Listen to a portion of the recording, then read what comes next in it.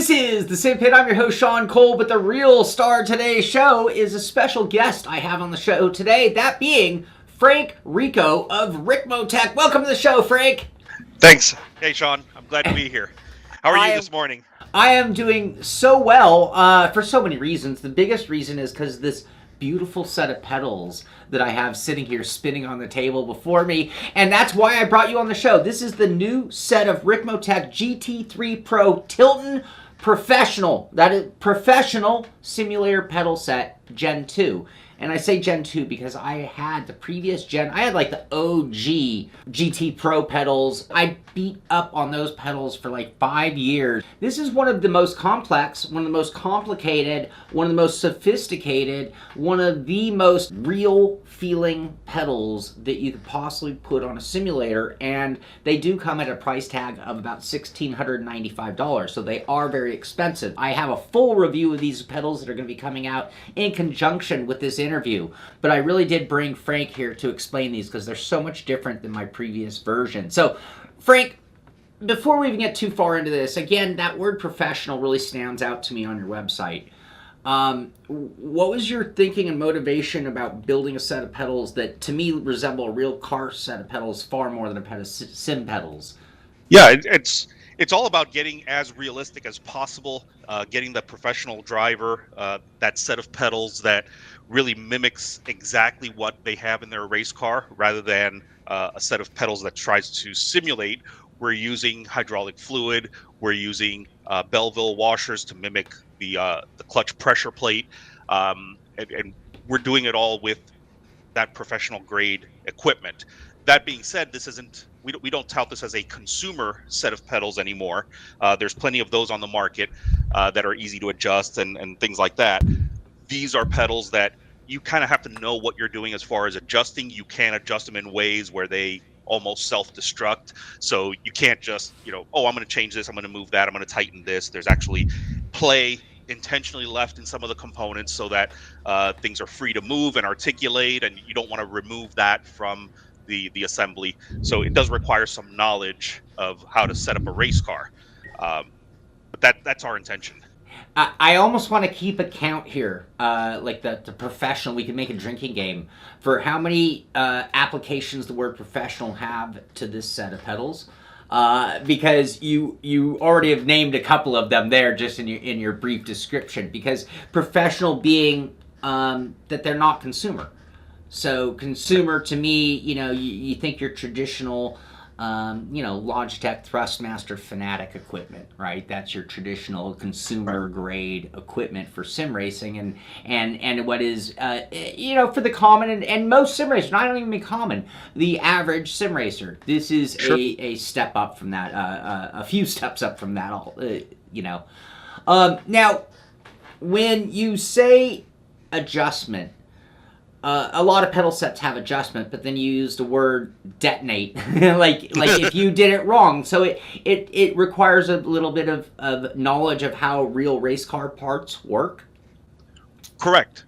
Yeah, and so I wouldn't advise anybody to stray very far from the adjustments that we've set up, or follow the manual and the recommendations that are there. Anything outside of that, we welcome a phone call to ask us, hey, I want to be able to do this, what should I be looking out for, things like that. Yeah, definitely you can't just adjust them any which way that's possible. They haven't been engineered to accomplish that. These Tilton pedals, when we purchase them, it's just a pedal frame, and we have to mount the master cylinders. We decide what size master cylinders goes on them. We decide where things get adjusted. So we ship them out pretty much adjusted to where most people will like them, and we recommend you just bolt them in, plug them in, and use them as they are. Use them for a couple of weeks, see how you like them, and then if there's something that you want to adjust, give us a call and ask us, hey, there's this little extra play here. If I remove that, is that going to cause an issue, or can that be eliminated? Things like that. That's the idea. Okay. All right. Well, I want to go through this. So right at the beginning, you there just said Tilton pedal set. So I think of your traditional pedals, all the companies I named, you have your gas pedal, your brake pedal, your throttle pedal. Quite honestly, they almost always look identical. like it's the same pedal across all three. Maybe you have a load cell thrown in there on the brake pedal, but basically all the parts seem the same. This is a completely different way of going about pedals. Again, like ready to be bolted into a real car, not into a simulator. Right, and Tilton has done a really good job of engineering this so that all three pedals have pivot points and setbacks that are appropriate for the pedal's function. So the gas pedal is set back a little bit further in from the brake intentionally. The shape of the arm actually dictates that, not just the pivot point or the positioning of the pedal, but it's actually arched in a way to place it that way. And that's for heel toe, because when you're on the brake, you want the brake pedal, when it's in the applied position, to be near even with the gas pedal, so you can easily reach over and blip it.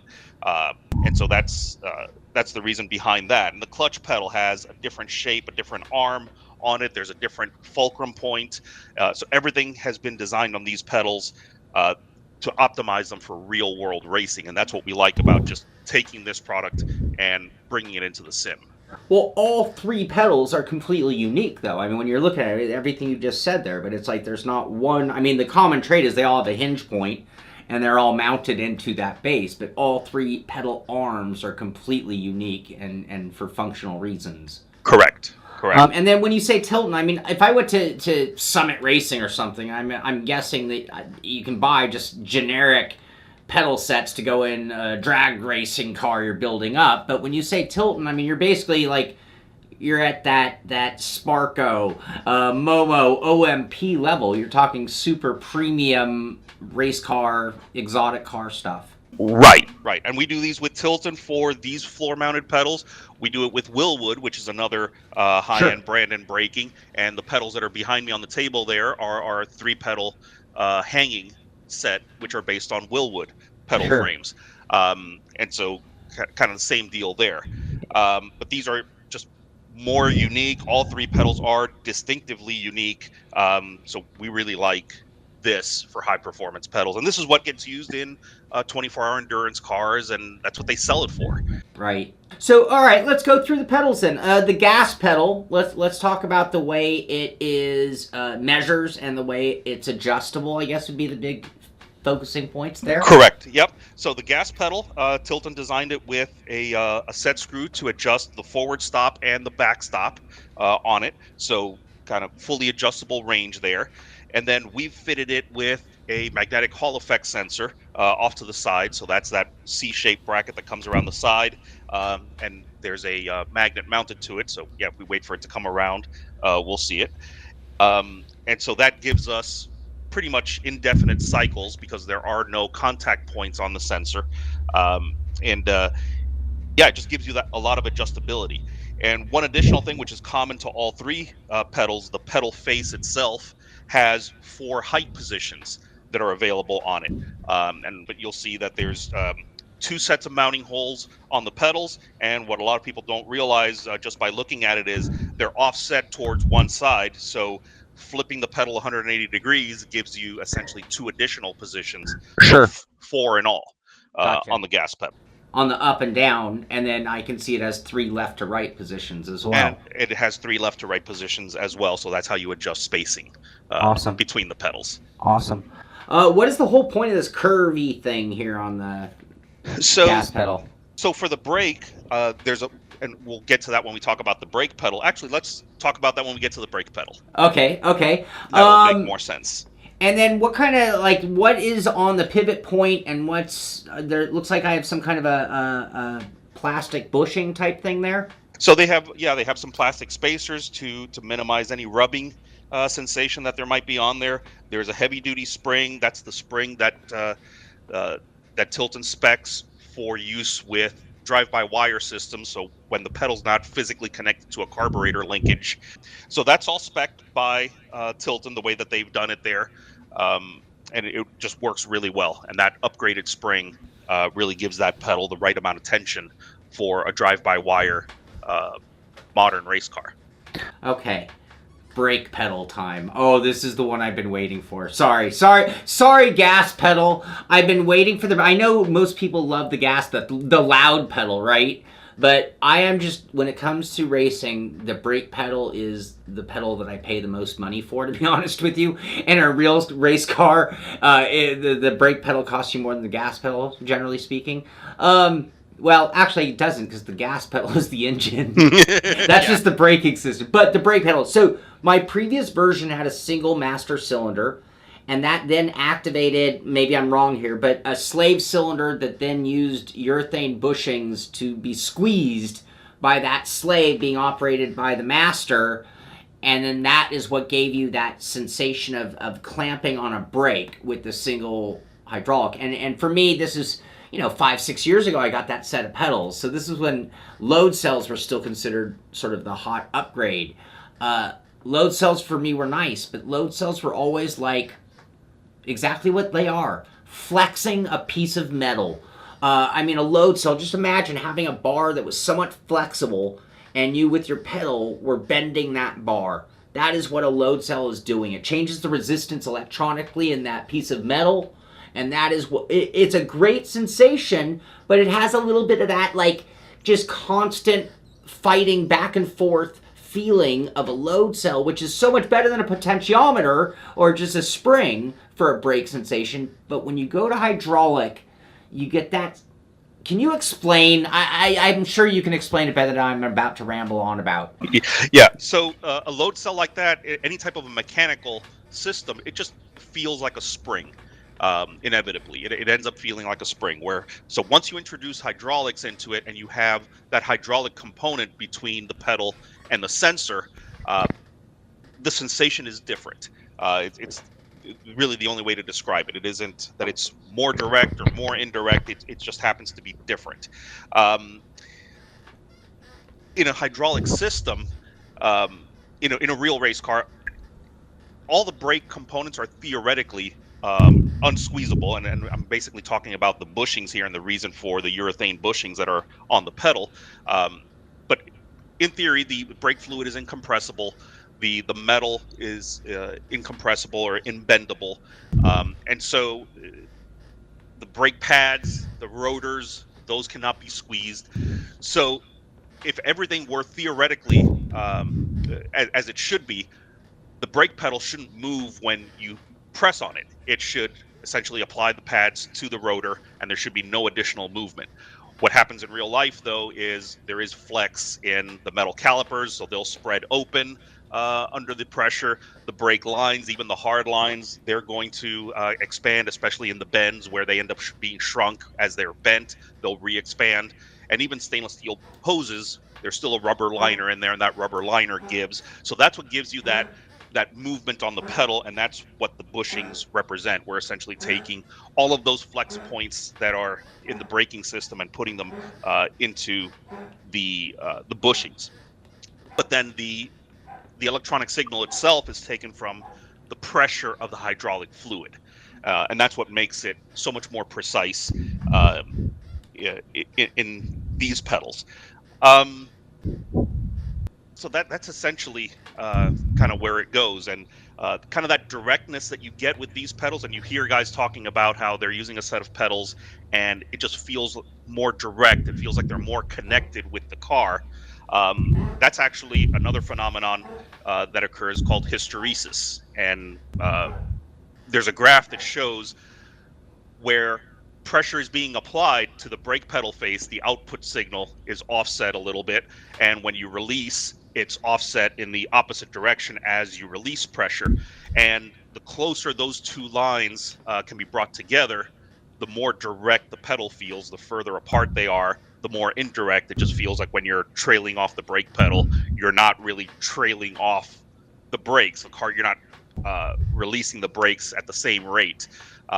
And that's all affected by friction and kind of the mechanics of the pedals, how the sensor is reading the pressure that you're applying to the pedal face. So that all comes into effect.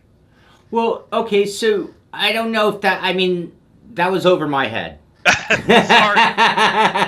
Okay, but let me try to go back to like caveman version of talking about this, because I think I got it, but let me just be clear. When my foot's on the gas pedal and I press it, I'm fighting a spring. And in that spring action, depending on the strength of the spring, but every throttle I've ever had for the most part, when I release my foot, that pedal it's not that it's pushing on me, but it is matching my foot in release speed 1-to-1. I mean, like, I can't pull my foot off that gas faster than it's going to yank that pedal off, with it. On a real car, and I do mean real car here because 99% of sim brakes are load cells or springs. They do the same thing. So even on a load cell, when I press, as I release, it is just and it is almost pushing my foot away because I'm fighting a spring. So the minute I've reversed tension, my ability to release that in trail braking scenarios especially is actually a little difficult because it's not just the backing off, but it's also fighting that reversing in direction as the spring's now pushing when it was me pressing into it before. On a hydraulic system of a real car, when I get off the brake from heavy braking, I swear my foot can outrun the brake pedal. Yeah, so the biggest difference between hydraulic and load cell or any type of mechanical system versus a hydraulic system is exactly that the pedal doesn't follow your foot. In a hydraulic system, in a real car, there are no springs that are pushing the brakes back, that are releasing the brakes. The brakes release naturally. You put pressure on the pedal, it pushes fluid out to the calipers, they squeeze. When you take your foot off, they just back off. They just relax and back off. And there's a small spring on the brake pedal itself just to kind of keep it in the up position, but that's not what's pushing back. It's the hydraulic fluid. And so that's why that sensation is different. You can almost outrun the brake pedal as you release it. Yeah. Which for me, in trail braking scenarios, I think always helped me very much. It's like the way I release the brake pressure, it's such a more natural feeling than fighting that spring tension. And I think that's always been why I instantly loved hydraulic pedals when I run almost every high-end like motion simulator in the world I've ever been in.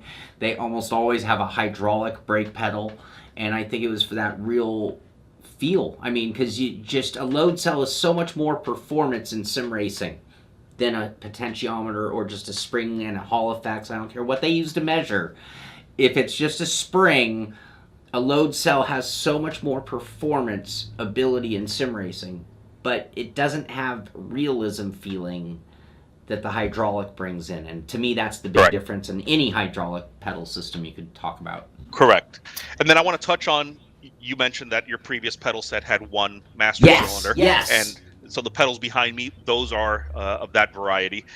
These have two master cylinders on Yes. And that's the way Tilton builds this pedal frame. Typically, you would have one master cylinder for their front brakes and one for the rear brakes. And so they have different diameters on the piston bores. And there's a whole bias setup here too. And there's a bias setup. So there is a bias setup, and essentially this bar is what's biasing the force of the pedal from your foot, either more or less toward the front or the rear, and that's how you balance it. Well, we don't need that in a sim because we're controlling brake bias with a knob or a button or something on a button box. So we took the approach, and we started doing this years ago, where rather than just setting this in the center and not utilizing it or eliminating it altogether, what we're doing is we're using it to bias between a firm master cylinder setting and a soft master cylinder setting. So the soft is the one that has the hose coming off of it with the bushings on it, and you can set how soft it is by changing out the bushings. And then the other master cylinder is set to a permanently hard. It's at its maximum hardness. It has no bushings on it whatsoever, and we really only need to take a pressure reading off of one of the two sides for the purposes of a sim. So that's why there's only one sensor coming off of one of them. But that allows us to bias between soft and firm, and so you can not only change the bushings to get your pedal to be softer or harder, but now you can also adjust this bias bar to infinitely adjust between softer and harder. When I make it harder, will it automatically lessen the amount of travel? It will lessen the amount of travel, but it does not change the amount of force that is required to get to 100% braking. So basically you're describing a brake pedal that could go from the feeling of a Miata to a high performance open wheel car. Correct. I mean, because when I've and I've driven a variety of different cars. I've driven everything from a Miata to a F3 car. And the difference is, even with racing brakes, even with the best brakes you can put in a Miata, it's still a Miata, and it still just has even more. Like you said, a hydraulic system should have no flex. And if we were talking about a hydraulic arm on like a tractor, there is no flex.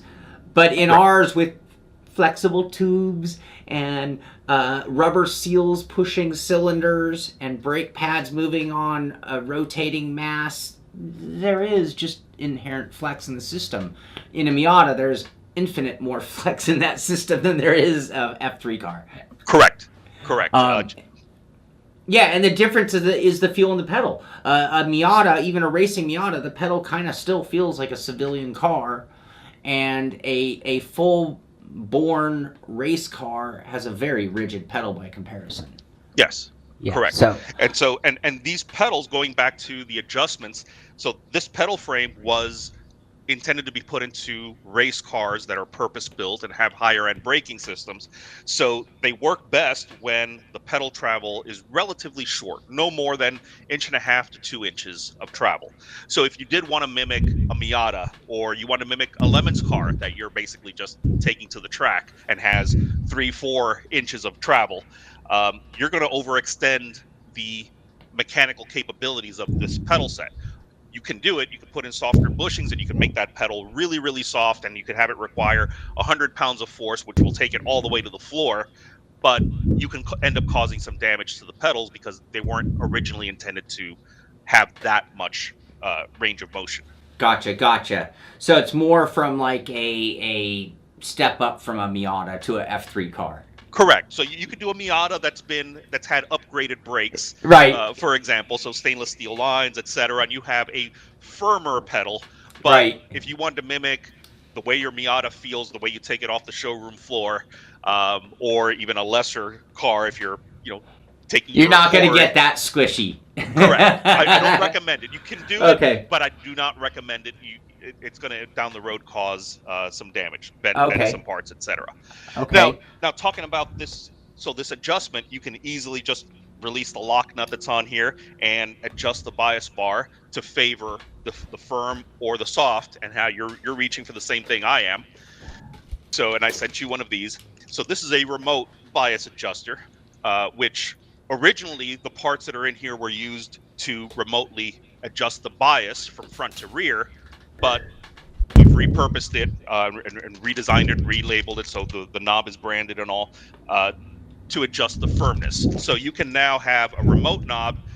So if you do change cars frequently, and this is something that in this particular rig that we rent time to drivers here at the shop, we'd have one driver come in that's practicing for Spec Miata, and they want the pedal soft, and then we have somebody else come in and they're racing Formula 4 and they need a stiffer pedal, and we got tired of having to climb under there with wrenches and make the adjustment, and I decided one day I'm going to put one of these on there, and since then we've had customers request it for their rigs because they want to be able to do it, so that's available, and that is purposely what this arc cutout in the gas pedal is for. So this cable adjuster attaches to the end of this bias bar, and it extends out through this cutout so that it doesn't interfere with the pedal. That's awesome. That is the coolest thing I've ever heard. That just blows my mind. So these urethane bushings, you can change these out. I have 2 red ones here. They feel very, very stiff. Yes. So we ship it with these urethane bushings, the one that you have on there now. We sell a tuning kit that has some softer bushings and some hard spacers so that you can change it up. We actually recommend just keeping these, not using the tuning kit, because these bushings will essentially last a lifetime for all intents and purposes. And because you can adjust the firmness with the bias bar, if you can get it to where you like the pedals, they work for you, use those. The softer ones that come in the tuning kit, they're going to break down over time. So if you use those because that it achieves what you're looking for, great. Just keep in mind that every 6 to 12 months, you're probably going to have to swap them out for fresh ones because they are going to break down and give you a different feel. Sure. Right. Okay. Okay. Other upgrades comparing them to my previous ones. I mean, everything looks beefier, by the way. So right off the bat, these stickers with the Ricmotech stickers on the caps are way cool because my old ones were just like plain silver. I mean, not critiquing them, but this looks super fancy. Yeah, and these are actually, they're not stickers. They're printed directly on the caps. So it's a process that we have here in-house, and we print directly on the cap, so those should not fall off or peel off or anything like that. Wait, how the hell do you print on metal in color like... No. How do you... These are stickers. They're not stickers. Yep, they're not stickers. If you kind of try to peel them up, I mean, if you're successful, you'll chip the printing, but you won't peel. It's not a paper or a vinyl. These have to be stickers.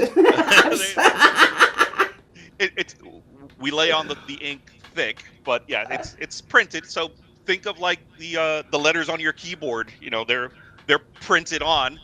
So we're using a similar process, and we are printing directly on the caps. I didn't even know you could do that. Yeah, it's cool technology that's available. It's a UV cured ink because regular air dry ink doesn't work on metal. It just kind of ends up smearing before it has a chance to dry, and colors would end up blending together.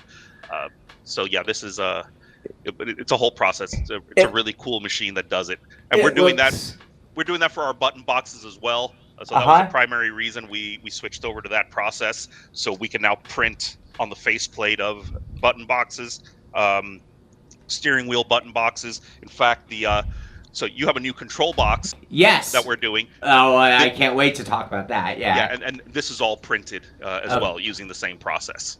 I am blown away. I've learned something today. I've learned a lot today.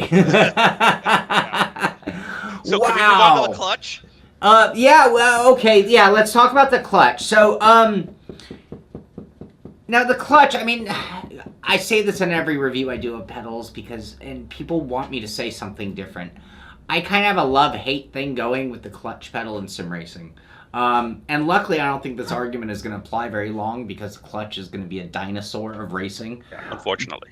But, the game never works with the clutch the way it does quite as well with the gas and the brake pedal of the game. I mean, there's so many other factors like the transmission, the shifter, the linkage, the timing and cooperation that everything needs. Anybody who's ground a gear knows what I'm talking about. You can't grind a gear in sim racing. So yeah, there are no grinding of the gears or any of that kind of stuff simulated. So that's where I kind of always, but you still want a sensation or a feeling that feels like a clutch, which is unlike the other two pedals, which is again why I love these pedals so much, because we are here in detail talking about the differences of each pedal and how unique the feel is, because in a real car, I defy you find a real car where all three pedals feel the same. Even in a fly-by-wire world that we've become, the pedals still feel different. The brake pedal is dynamically different than the gas and the clutch, so on. Correct. This clutch is totally of a master cylinder again. You've got this stack of Belleville washers. Oh, I got it finally. What is a Belleville washer? So Belleville washer is a cupped washer that springs under flattening forces. So it gets used in different applications, but by stacking them together, we can actually essentially take cupped washers that we stack them back to front, and there's this kind of squeezing sensation, springing sensation that occurs. But their response curve is completely different from coil spring. Coil spring is totally linear. Its force is proportional to how far you've squeezed it. So if you squeeze it 50%, it gets 50% stiffer. It pushes back with 50% more force. If you go 75%, it pushes back with 75, etc. With a Belleville washer, there's a high initial force as you start to flatten, and then once it gets near flat, it becomes kind of really easy to finish flattening it down. That is exactly what a clutch pressure plate I was just, is. as you were doing that, I was thinking you just showed me a clutch. Right? And so when you look at a clutch pressure plate, it has these fingers, and the only reason the fingers are there is because if they made that a solid disc that was cone-shaped, you wouldn't be able to flatten something that massive. So they slice fingers into it so that it's kind of easier, but the outer edge of it, if you take apart a pressure plate, the outer edge is a solid ring, and that is what's being flexed, so that as you squeeze, that whole disc flattens and those edges stop pushing the clutch plate together. And so we're mimicking that same sensation with a spring that has essentially the same properties, just in a much more compact format. And we're stacking several so that we can get that range of motion on the pedal. Right. And then that gives you that fall off is the word I always use when talking about a clutch. It's like at some point you expect it to not like a spring because it's not linear. You expect it to have building tension, and then at some point a fall off, a release point where it becomes easier to make the rest of the throw, which is exactly what a real clutch pedal does. Right. Now, there is an exaggeration that's done in street cars where they put an over-center spring, and that's actually an extra spring they put underneath the dashboard to help the driver keep the clutch fully engaged, like while at a stoplight. But in reality, if you remove that, the sensation that you get is kind of that high initial application force, and then it kind of flattens. It doesn't necessarily fall off. It feels like it falls off because it no longer requires additional force. It just requires additional movement of the pedal. Right. Flattens. So it at first it requires 10 pounds and 20 pounds and 30 pounds, and at the halfway point, 40 pounds will just let you take it the rest of the way. It's like the clipping point on a weak force feedback wheel. Right. Where it just like it ramps up and then it flatlines. It doesn't go away, it flatlines. Correct. Okay. So that's exactly what we're doing here, rather than that over center. The over center is great as a sales pitch. It's another checkbox. It's very exaggerated, but it's not what a race car really has. It's not what you really want on launch. Right. You don't want to be releasing the pedal and have it suddenly fight back on you. Right. And where you stall or you can't get a smooth launch. So this is actually better for a smoother launch. The only pedal I want that responsive is the gas pedal. Correct. And it doesn't matter if you're talking about a motorcycle, a real car, a race car. You want that gas pedal to immediately start up accelerating the moment you get off of it. Yeah. Wow, that is fascinating. And again, a third pedal, completely different way of creating that real life sensation of a race car pedal set. I mean, just to be clear, this is not really built to be a street car. If your favorite thing is driving a Toyota Camry on a sim in a Assetto Corsa, I don't know if they made the Camry even, but if that's your thing, maybe this isn't the pedal set for you. And in fact, quite honestly, with everything we're talking about, for the average Joe, for the average sim racer, this really isn't probably the pedal set for you because of, again, the price tag, the amount of knowledge and wisdom. I mean, like, to make the adjustments on the brake pedal without getting to the point where you're going to damage the master cylinders takes you understanding the way this set of pedals works a little bit. Yes, correct. Okay. Really, really nice. So, on my previous version, we had a box that everything plugged into, and it had a little funky switch and a little light, and it looked like a Apollo moon mission control box. No offense. Nope, that's what I was going for back then. And all of the controls when it came to calibration, if you're going to create any dead zones or change the linearity of the movements, were all done through sequencing. And again, Apollo, it was all about sequencing. So a certain sequence, and you needed the instruction manual to do it. And it could all be done, but usually I was so lazy, I confess, I'd usually call you and be like, Frank, I'm trying to calibrate my brake pedal. Can you take me? And you'd be like, okay, 1, 2, 3, bop, bop. Anyway, all right. Yep. So the new control box, which you just showed, can you show us that again with Yep, the here it is. new fancy printing? Yes. Yes, so this is an all-new controller. So the previous one was designed back from my days of working with auto security, car alarms. Programming of those systems was all done with a single push button and a single LED, and you would literally punch in codes to 3 times, wait for a bling, 2 more times, and then that would set the delay time of arming or disarming. Does it lock the door? Does it not lock the doors? Things like That's so Mad Max. Yeah. It is. It is. And, 8 years ago when we designed those pedals, that was state of the art in this industry because other pedals just had no adjustments at all, or one knob where you turned and that was it.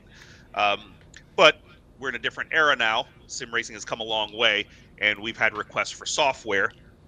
And with the recent microchip shortages and phasing out of a lot of microchips just because it doesn't make sense to prioritize manufacturing of an old chip, we've had to make some changes. And so with that, we decided to do a complete revamp, set up software to do this. And I believe, I'm biased, but I believe we have the best software for pedal settings that's out there right now. But yeah, so this is all new, and that was the major catalyst for going to a Gen 2. So we've essentially taken all the improvements that we've made over the years, a couple more that were already in the works, this control box, the software, and rolled it into Gen 2. So that's what makes that major difference. If you already have a set of Gen 1s, I can't really tell you that you need to dump those and get Gen 2s because mechanically you're still working with a similar system. But yeah, this is required with the Gen 2. It only works with the Gen 2. Well, and I'm going to have you take us through the software, and that's the thing. So it's like with that box, I basically still have my controller. So that is how I plug the pedals in, and then through that, I plug that into the computer. Correct. But from there, the software takes over. Correct. So this is where you have ports for your 3 different pedals, a handbrake, and there's a spare already on here, which we use for warranty purposes. So if for some reason one of these gets zapped with a static shock or something like that and it goes bad, we can remotely move that input to the spare and get you up and running without having to ship anything back or anything like that. So that spare is already on there. There's a connection for your USB on here, and there's a connection for a tactile device, which is something that we're going to be launching soon. But the box is already prepared for that. The software is already prepared. It's just the hardware part of it. Ooh, expansion slots. I love it. There's also a built-in sounder, and there's a button here which can be used for launch control, which we're going to get to in a moment, as far as the features of the software has. So if you position this somewhere nearby, near your wheel or by your shifter, so it's within reach, you can hear the sounder for different alerts, and you have access to this launch button. Awesome. All right. So drum roll, please, because, again, all the hardware changes are so significant just visually. And they're so significant because a few of them are actually higher performance. We talked about the bias adjustability, the bias knob, the upgraded. This is like just sort of Gen 2 on the clutch even. And gosh, even the gas pedal compared to my old one is completely revamped and different. But the software, I think, is the one that is really the biggest game changer, as you said. Yes. So the new GT Pro software. You want to just take us through it real quick and show us some of its power? Well, I'll try to be really quick. Yeah. So this is the software here. You launch this. This is where you make your adjustments. It does not need to be running to use the pedals. So much like other software that we have for other controllers, you bring this up, you make your adjustments, you save it to the controller, and then you can close the software and use your pedals in-game without having to have this in the background. But there are some advantages to having this in the background, which I will get to. Okay. So when you first launch it, it's going to launch in basic mode, and that's why this whole area to the right here is blank and it's in basic mode, and I'll show you how to enable advanced mode in a moment. But with basic mode, you have your basic controls. You have your minimum and your maximum. So you can set your auto min by simply taking your foot off the pedal, or in this case, I'm going to just apply it a little bit just to mimic the sensor being in a different position. Hit auto min, and it's going to register what that new position is. This little orange marker here shows what that minimum is. I'll go ahead and take my foot off the pedal, hit auto min, and you see that it now matches the current position. The gray bar at the top is my physical pedal position relative as far as sensor input, and the green is the output signal. So this is what's being output to the game. So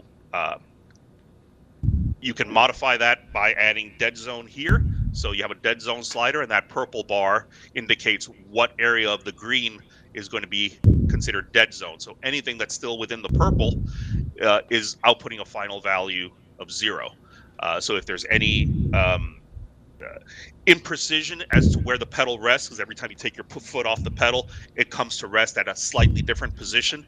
It's just mechanically, that's how it happens. So you want to have enough dead zones so to know that no matter what variation, whether it lands a little bit to the left or a little bit to the right, and there's a slightly different position, you're still at 0. Sure. I mean, so for people who've used high-end pedals, I mean, anybody who's used any high set of pedals knows DI view. Correct. This is a super duper nice, easy way instead of having to pull out a calculator and do a bunch of math to figure out. And here's the problem, 9 out of 10, getting back to conventional pedal sets, on any throttle pedal, but we're so live by wire or fly by wire systems for the most part that their registration is instantaneous. So if you breathe on the gas pedal, that might be enough to register gas activity, and that isn't realistic. No car, we talked about the flex and no car is that instantaneous. Even fly-by-wire cars, I think they build delay because they don't want it to be that. So again, you have two methods, it looks like, just to make it clear for the caveman out there, myself, put in caveman terms. You have a dead zone ability to just no-brainer, hey, until you've gotten to this percentage, don't even bother registering. In addition, you actually have a minimum value adjustability as well. So for those who are lazy and leave their foot on the gas, all day, they can actually dial out any driver error right there. Correct. And so you have a lower dead zone and an upper dead zone. And I recommend that your absolute min and absolute max be your physical pedal limits, and then dial in your dead zone, because it's a lot easier to change dead zone when you want a little bit more dead zone. That way you don't have to change your absolute minimum.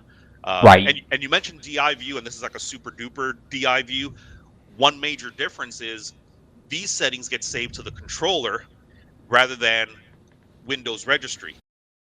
As us iRacers know, iRacing ignores all those registry edits and reads the hardware directly. So anything that gets done here will be taken into account when you run iRacing. Fantastic. So not just on all the other sims. Okay. So you have this ability for all 3 pedals, all 4 if you have a handbrake like we do here, and you have a handbrake as well. So you'll be able to test that. And for the brake and for the handbrake, if it's hydraulic, you have fluid pressure. So we have the equivalent fluid PSI and bar indicators here, so that those pro drivers that are used to looking at their telemetry in their actual race cars, and they're dealing with pressure levels rather than percent, they have a number that they can use as an equivalent. Wow. So we built that in there. And this comes from just kind of all the feedback and desires that customers have had over the years. We've had customers ask, can I put a pressure gauge on the line? Can I just put a T-fitting and put a pressure gauge on there? Because I want to be able to see the pressure, or I want to be able to record it to some software.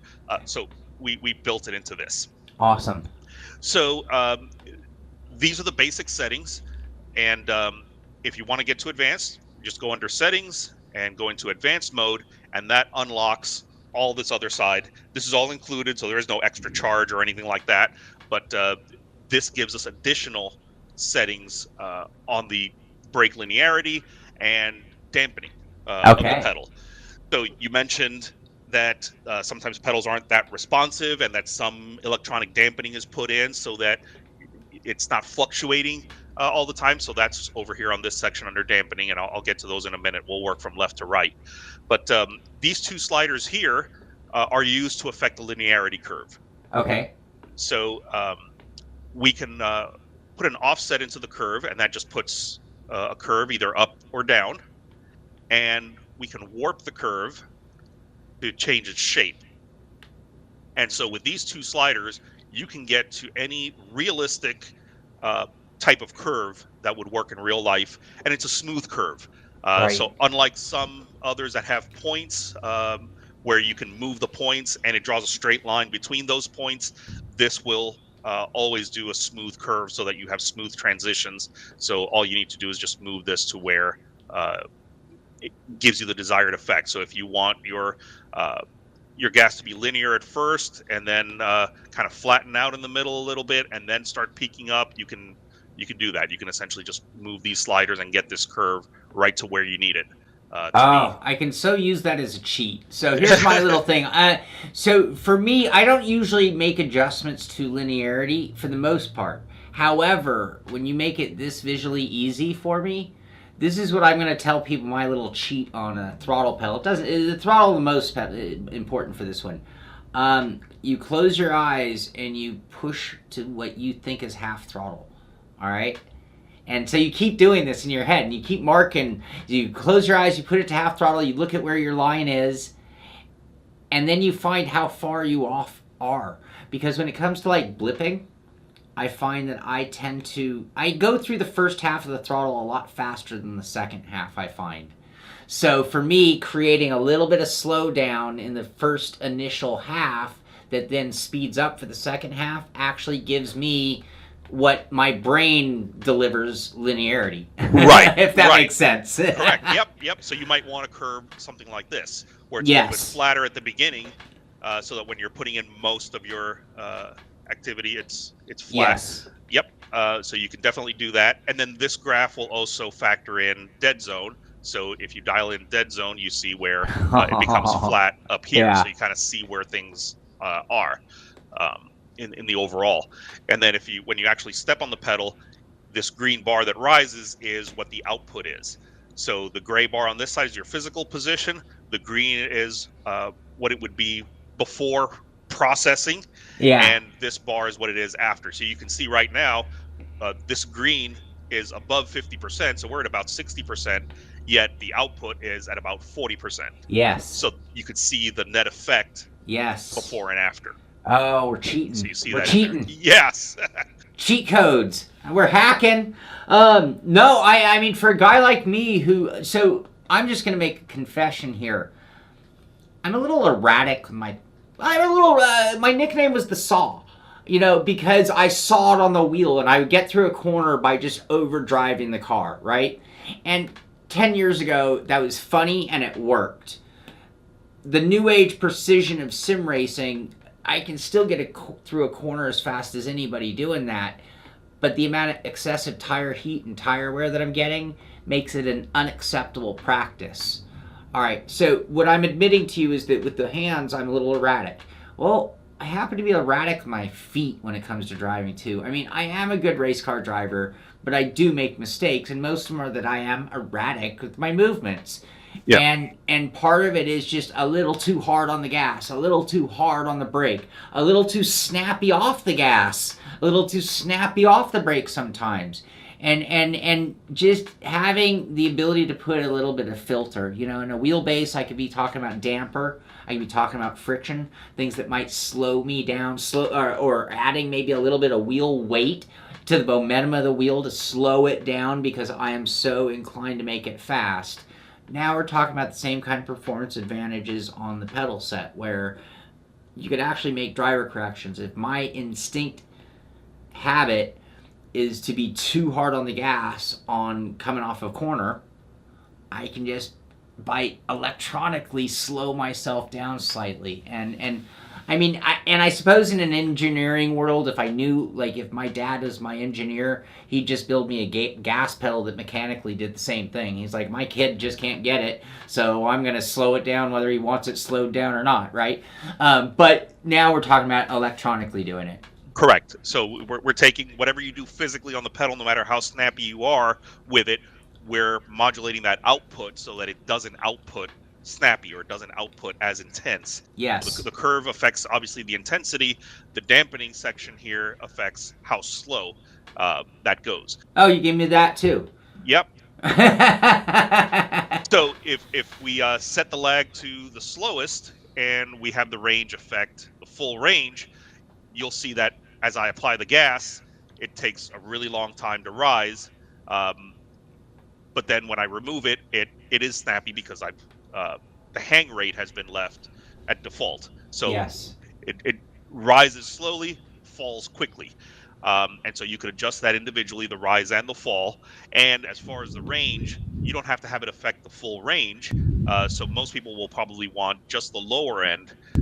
So this way, when you apply the gas, the first 25% is slow, and then it'll jump to your 100%.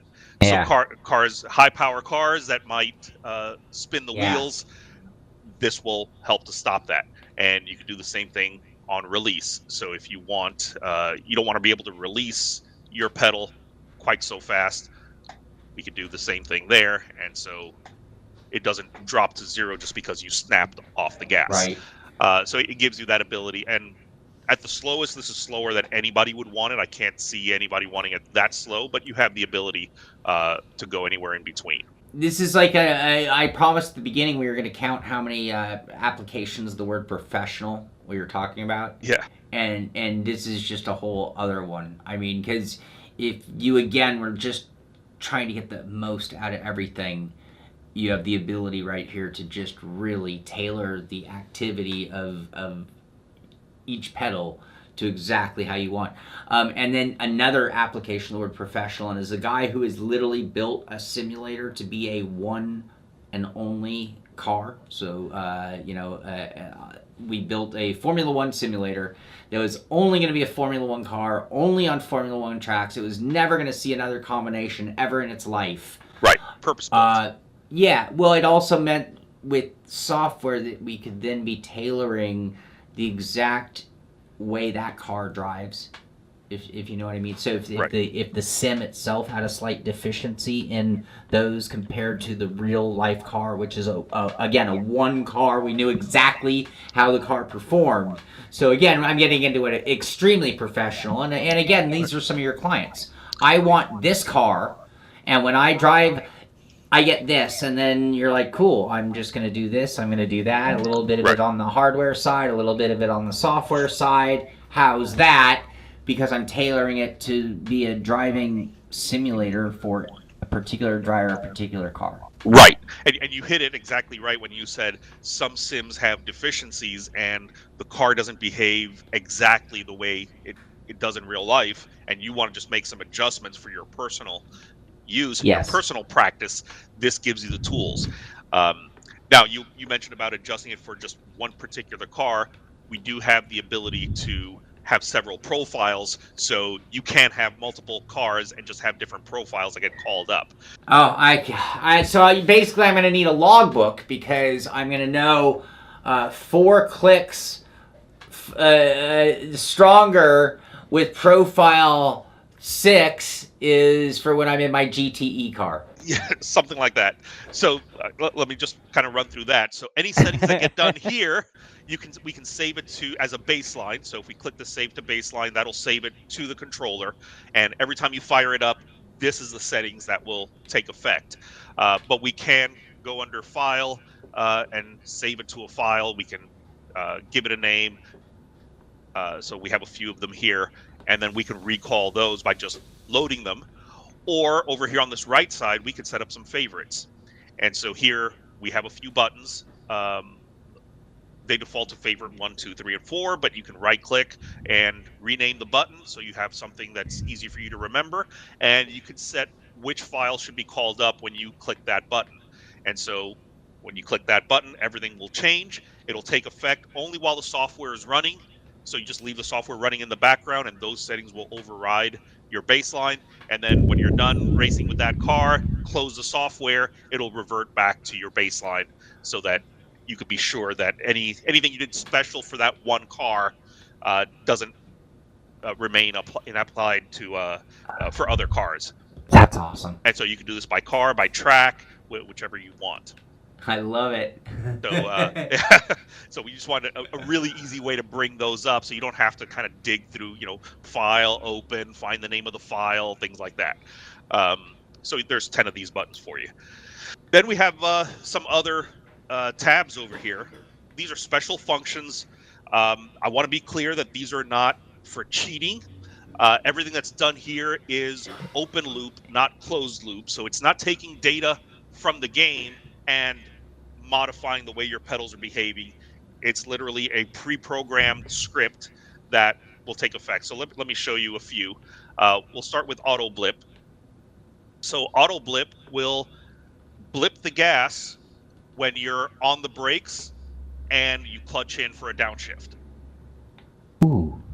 So it essentially replaces the action of heel toe. Uh-huh. But again, it's open loop, so it's not seeing that you actually downshifted in the car. So if you're paddle shifting and you don't need the clutch, it's not going to do anything for you. But if we enable it, we do on clutch in only, which is the most popular. We can set what the maximum throttle position is going to be, so we don't necessarily have to have it blip to 100%. We can go 75. We can determine how long the blip lasts, how long it takes to get to that 75%, and how long it takes to drop back down. And so now, if I'm on the brake, and I have to be on the brake considerably, and I clutch in, you'll see the green bar over here blip.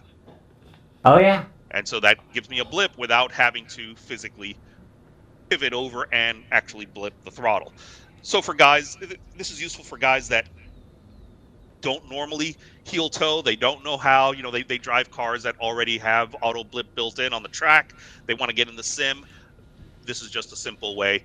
Obviously, iRacing has an aid for auto blip. This is essentially doing that for your pedals. And that's one of the big, great unknowns, but some of the cars on iRacing, we conventionally feel run better when you turn off auto blip. But maybe I'm not quite good enough to guarantee those shifts, so I paid the penalty. So in the Mustang and the Miata, they've changed the Miata. In the Mustang, as an example, we're pretty certain the car is faster when you turn auto blip off. But I'm so bad at consistently blipping and H-pattern shifting that it's over the course of an entire race, it's not faster. Because one mistake will remove all of the gains that I've made. So I have to leave auto blip on because I'm not a good H-pattern shift. In simulator, I'm a very good H-pattern driver in real life. So now the other thing, as a reviewer, as a guy who has to be thrown into the deep end of H-pattern shifter from time to time, and I don't do it often enough to really be a master, this is almost like a cheat to make me look good, because I can do that, so I can still act like I'm heel towing, right? Right. But it won't be that critical that I do it that well. This just gives you exactly. This just gives you consistency. It's not doing it for you. You still do need to clutch in. So it's not a clutchless auto blip, but it does give you that ability. And then lastly, in here, there's brake compensation, because essentially when the harder you're braking, the less blip you need, because it's going to be easier to match the revs. You're slowing down the car a lot faster. So you have the ability to dial that in. So if you select none, it's just going to give you a consistent blip. Anything between low and max is just going to be more aggressive on less blip, based on how much brake percentage you have applied. Right. And again, to point out, and so nobody missed this, this is not working directly with the game. So this isn't based on, if you're iRacing or Assetto Corsa, it's not the game part. It is literally tricking the pedals into thinking that it's sending a different signal. Correct. It's reading the braking that you're applying physically with the brake pedal, and that you're clutching in, and it's giving you a blip on the gas. Yes, so that sends the message to the computer. Correct. Correct. But we're not running any game right now. We're not getting any Right. feedback. It just does this.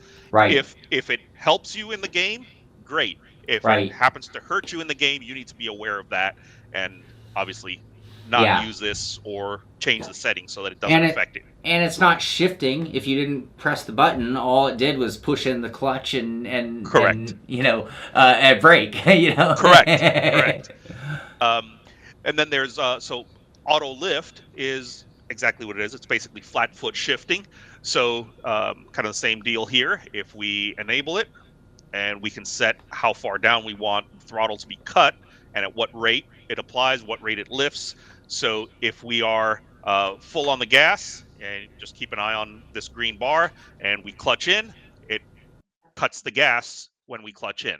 That's all it's doing. Just basically, you don't physically have to lift your foot off the gas pedal. It kind of cuts the signal for you.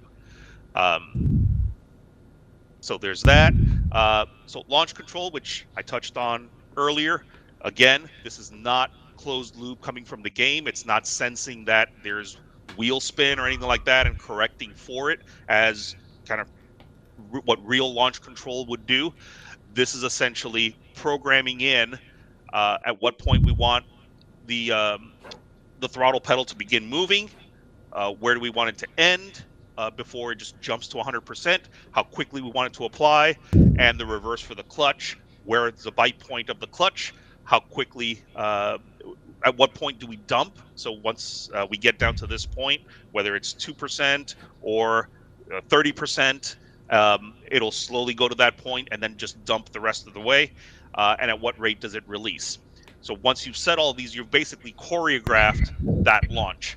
And what you would do in practice is we select how we want to arm it. So we could use a pedal sequence if the button is out of range, or we use the button. So if we're using the button, you would press this button on here. So you would clutch in, get on the gas pedal, hit the button, you'll get a confirmation tone. And once the race goes green, you're going to dump the clutch and get full on the gas, and it's going to run through this sequence of slowly applying the gas, slowly releasing the clutch until you transition to full power.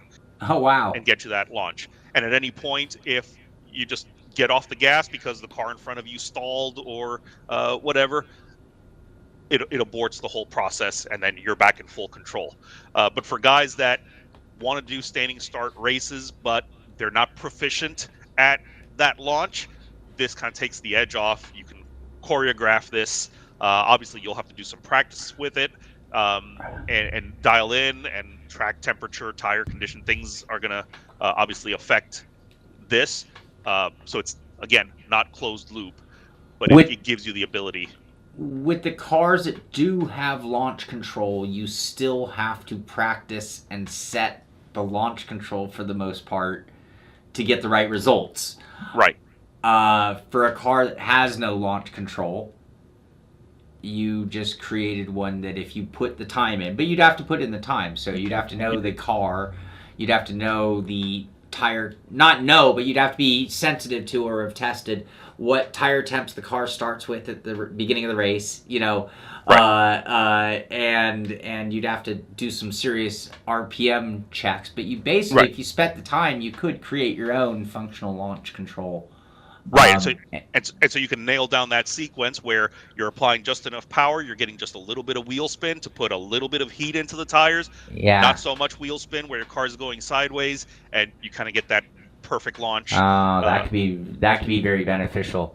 So, yep. But so it would take the work. I mean, that's the thing. It's not does. just a press a button and it's integrated with the game. You're basically electronically creating what if you knew exactly how the car handled and you had the dexterity with your feet, you could do. You could do everything that can be done here. You can do, and that's kind of the key. We've done it so that everything can be done by a person, and you don't have to use the software. It's not doing something that's superhuman. Yeah, awesome. Then I have brake choke, and this was a feature that was asked of me on pedals, where some cars in iRacing, when you apply 100% braking in real life, in the real car, when you're going down that front straight heading into turn one and you mash that brake pedal down as far as it goes, those tires don't lock up. And obviously, and you need to trail off the brake in order to prevent the tires from locking up at some point. But I've been told that some cars in iRacing, they will lock up even though in real life they don't. So this is one of those compensation scenarios. Right. So it was asked of me to make something where the brake never gets to 100%. Okay. And they wanted to be able to determine, well, okay, 96% is as far as we can go without lockup under those conditions. So this allows that to happen. So with this, we can set it to full range. Full range. Just the brake just works. Stall, and we get a warning message here, but essentially stall will stop the brake, and I'm going to set this way down, so 79%. So when I get on the brake, you'll see that the red bar on this side here, on the right, can go all the way up, but the one over here doesn't go up any further than that 79%. Yes. And if I change this, you'll see we can basically modify it. So that's stall. It's just a hard stall. It just never goes any further. We don't recommend that one. We actually recommend slow creep, and slow creep will allow it to get to that and then slowly make its way up to 100. So if you do have a panic situation, you do need more braking, it is going to go further. Typically when you're applying the brakes this hard, you're trailing off almost immediately, and so that will take effect there. And then flutter will actually give you a little pulsating in the brake. And so there's guys that do this where when they're braking hard, they don't just stay on the brake, they'll actually pulse it a little bit. And so this does that for you. And because we have the slow creep, it'll pulse and continue working its way up higher and higher and higher until it gets to 100%. So you could set a short flutter or a long flutter. So if that benefits you in certain corners, you can. Just keep in mind, it's going to do this at every corner. When you brake to that intensity, it's going to start to pulsate like that. It's not fast enough to be considered ABS, but it pulses at a rate that you can do with your foot. And so it's something that you can experiment with, and if you determine, hey, this actually helps me in this corner and that corner, I'm going to train myself to do this myself, so you don't have to rely on the software, and that way you can be selective about which corner you apply that technique on and which ones you don't. Sure, but breaker, be aware, because at some moment that you needed them to actually lock up, even if you two-footed it, they're not gonna. They're not gonna. Exactly. And then we have this feedback tab, which is where the sounder comes into play, and at some point in the future, the tactile output will come into play. You can have some alerts set up so that if you need to train yourself for a particular corner and you're not quite braking hard enough going into that brake zone, you can actually set an alert to trigger at a particular point. So say starting at 74%, and you can have that sounder turn off at, say, 80, because your sweet spot is between 74 and 80, and you could use that to train yourself to get into that corner and make that sounder go off. And if you brake harder than 80, that sound is going to turn off, letting you know, all right, back down, etc. And if you, this little icon here will show you that it's going to sound when it's in between. If you invert these, and I make one higher than the other, then this will actually change it so that it'll start to sound at 89%, but it'll remain on until you drop below 75%. Wow. Do you guys do a lot of driver training at the shop there? We do. We have drivers that come in. We don't have an in-house coach. But drivers will come in and they'll bring their coach along with them. And so a lot of times these tools, we'll be in the background, and when we see that they're having trouble with something, we'll jump in, hey, let's try these settings, see if this is a useful tool. Well, and in training new drivers, I have just over the years found that getting them to actually get on the brake hard enough is actually quite a challenge for some people. And it's like, no. I mean, get on the brakes, like threshold brake, like not just, we're not braking our Camry, down the freeway at 55. We're doing 100, and we're trying to stop in the shortest distance possible. I need you to jump on that brake. And yeah, a little it's a cattle prod teaching Right. tool right there. I love it. Right. Okay. Yeah, because we've tried kind of bringing up the little pedal indicator and telling them, look, this little red bar here, this is how hard you're braking, but trying to focus on your line and looking at Yeah. that just doesn't work. So this audible gives you that. Yeah. And then this middle section will be for the tactile. So that's already been built into the software.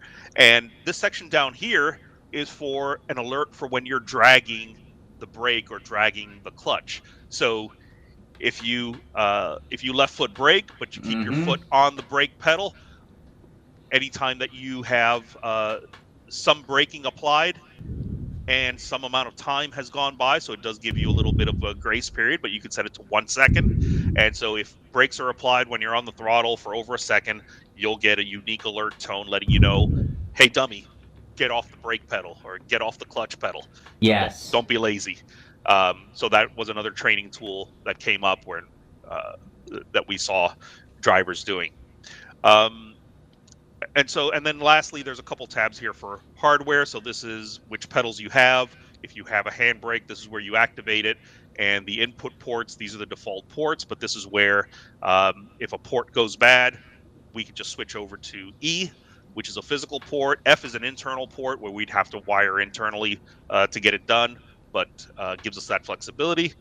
And under info, we have a frequency test. So USB communicates at 1,000 hertz. We run this test, and this will confirm if it's actually getting the correct amount of packets through. And there's an activity log down here that will tell us what actually happened in this instance. So 3,046 cycles occurred in 3,045.994 milliseconds. So essentially, that's the 1,000 hertz. Right. So if you have a USB hub or you have a webcam, something that's hogging up USB bandwidth, you have a quick way to test here to see if you're actually getting enough data through. Oh, I wish everything had that. Yeah, I don't see why not. It was easy enough for us to do. Yeah. So yeah, but it lets us also remotely, we can team viewer into a client's computer and just do a test here. So if there's performance issues, we can see it's like, oh, you must have something that's causing an issue, a bad USB cable, maybe Right. it's too close to some noise source, and it's causing the data to slow down. And then we also have obviously activity log here. So for troubleshooting purposes, we have kind of everything that's happened in the software is being logged here, and we can export it to a file if needed. But essentially, that's the rundown of the software in a nutshell. Oh, what an improvement over the Apollo gen. Yes. Yes. One thing we didn't talk about, I do want to come back to on the brake pedal. I want to talk about this free play. Yeah.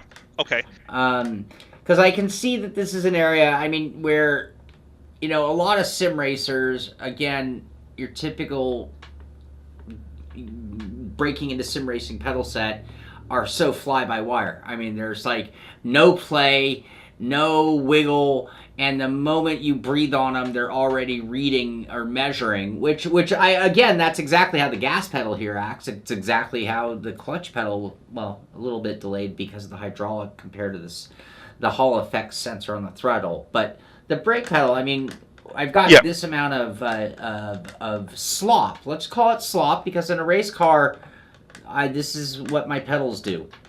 Yeah, and so we're using real race car parts. We're using master cylinders, etc. And what happens in a real braking system is, after you've applied the brakes, you're taking your foot off the pedal. There's a valve inside that opens, and that's what releases the brake fluid pressure, releases it back into the reservoir. When you apply the brakes again, there's a distance that the brake pedal has to travel before that valve closes again. And until that valve closes, you're not actually pushing pressure toward the calipers. So that's what's occurring here. So unlike sim pedals, like you mentioned, that essentially are the moment that you start pushing on the brake, you start registering braking in a real car, that doesn't actually happen. There's a little bit of zone where that valve still has to close, and that's kind of where the section where pressure is able to be vented off the system. And so we're replicating that here. But this is not part of the dead zone. This is... It's not part of the dead zone. This is a mechanical characteristic of the pedals. Yeah. So yes, you do have to push to a certain point before pressure starts to build up. Yeah, and I will say that's what my other set did, and again, that's what all race car, or even your real car, go play with your real car, and you're going to find that there's a little bit of play in the brake pedal, especially comparing it to your throttle. So not all cars have a clutch, but if you were to go to, I don't care what kind of car you go to, if you go down there and you play with the gas pedal, usually gas pedal will come off the thing, so I'm not talking about removing the gas pedal from the arm or getting it to, but you'll notice that the gas pedal is very spring-loaded, and that the brake pedal is, again, has that hydraulic pressure, but then there's a little bit of free play zone before you've actually applied, and you can feel that difference between the pedal just moving versus applying pressure. Yeah, and in a street car, you have power-assisted brakes, whether it's vacuum or newer ones are electric, so it becomes a little bit hard to discern. But in a race car, you could definitely tell because there is no power assist in a race car. Yeah. Another big difference visually, I can't believe I waited till now to bring it up. My old set seemed very large because I had this extremely gigantic aluminum plate, which worked well, but this has a built-in heel plate riser and a much more compact design than previously. Yeah, so this is the Gen 2 design. We used to do a 16-inch long and 14-inch wide just flat plate. We wanted the plate to go under the entire pedal set, not let any of the pedals overhang out the back, and it did not have a heel riser. So what we've done is we've re-engineered it so that we have a smaller plate that accommodates rigs that don't have as much area, that aren't as long, and the heel riser was requested along with a heel stop. It was requested for a long time, so we added that in there. So this is all part of the new design of the floor plate, and yeah, we think it's really elegant. The end pieces are high-density polyethylene, but it has a look that matches the pedals. It just, I love the way it turned out. It's proud of the design. Yeah. I put a sticker on mine. I hope you don't mind. I don't mind at all. You're going to end up scuffing it up. I thought about that. I have a backup. I'll send you extras. Not a problem. I just thought it looked cool. So, really, I love the thing about me for these pedals is I'm always fantasizing that part of my passion with sim racing is building a race car in my living room, in my sim room, whatever. That's always been part of sim racing for me. It wasn't just playing the game. It wasn't just driving sims. It wasn't just racing. It was the quest to have a race car in my living room. Yeah. I mean, it sounds silly. It sounds childish, but that is the reality. And for me, it wasn't just having the components, but it was matching the realism. I don't know if you remember way back when there's a guy, Remco Hitman, I think his name was, who built a Lotus 68 cockpit, but it's like he built it out of metal. It was like a tube chassis. He built the H pattern right into it. It was all riveted because that was the era where they riveted aluminum sheets together, and it looked so realistic. And I was always so jealous of that setup because the guy had built a race car in his living room. And for me, that's always been part of it. And it wasn't just having functional gear, because there's a lot of great gear out there to choose from, and as much as I love these, I'm not trying to put them above any other gear, because I think that for $500 you can get a set of pedals that are going to give you the performance that you need to win 1,000 races in sim racing, no problem. But they're not going to match the realism or even the authenticity of the feeling, more as much the fact that they're authentic Tilton pedals that belong in a real car with real master cylinders, but that they have that authentic sim feeling that is so important to me, and that is part of it. So it gets the look, it gets the feel, it gets the quality, it gets the results, And then, in this case, it hits upon that fantasy, too, of maybe beyond what I would normally be able to put in my sim rig. These are far nicer than my budget could probably afford. So I thank you for sending these to me No for problem. that reason alone right there. But yeah, really impressive. So many advances over my previous ones, which, I probably tested 30 sets of pedals between putting those on and getting these. And those just have always, by choice, been absolutely my favorite pedals. And this is about the only thing that could have replaced them, to be honest with you. Well, good. I'm glad that you are enjoying them, and yes, I want you to keep enjoying them. Yeah, and so now get them in, get that brake bias knob hooked up, and get the full review, which we're going to have in timing with this. So hopefully there will be a link in the description. You can see the full review of these pedals as well. And most of all, Frank, thank you so much. I mean, I always talk about how in this job I'm a jack of all trades, because I know a lot about a lot of pedals, and I know a lot about a lot of wheels, and a lot about a lot of sims. But there are guys who are so much more knowledgeable about each product, each whatever it is in sim racing. And in this case, with these being by far the most sophisticated pedals, I figured, hey, for those who really want to know every last detail about what makes these so special, you're the best guy who's going to be able to tell it. So thank you for coming on the show. You're welcome. Telling us all about these Ricmotech GTpro3 Tilton Professional Simulator pedals. And you can check them out at ricmotech.com under the pedal section on their product page there. So Frank, thank you so much. You're welcome. And My pleasure. I will give you some feedback on how they perform under my feet as well. Excellent. Looking forward to it. All right. So that is going to do it. I think that tells you everything about the inner workings, the complexity, the sophistication, the professionalism of these pedals. And I mean that both in performance, what it takes, and the kind of knowledge and wisdom you're going to want to have when using a set of pedals like this. And I'm going to put them on that fantasy or dream list for most people, because they're financially beyond a lot of people's means. They're probably beyond what most people need for sim racing. But if you're just talking about having the best of the best, or as Ferris Bueller would say, if you have the means, I highly recommend it. So anyway, thanks again to Frank of Ricmotech for coming on, telling us everything we need to know about these pedals. You can check the link in the description of this show to get the full review of how they actually worked and see them go into my rig and actually being used while I talk about them there at that review. Thank you for watching this one. Be sure to thumbs up if you've liked the show. Be sure to subscribe so you can find out when our next show comes out. And most of all, thanks for watching. This is the Simpit. I'm Shaun Cole, and I'll see you on the track.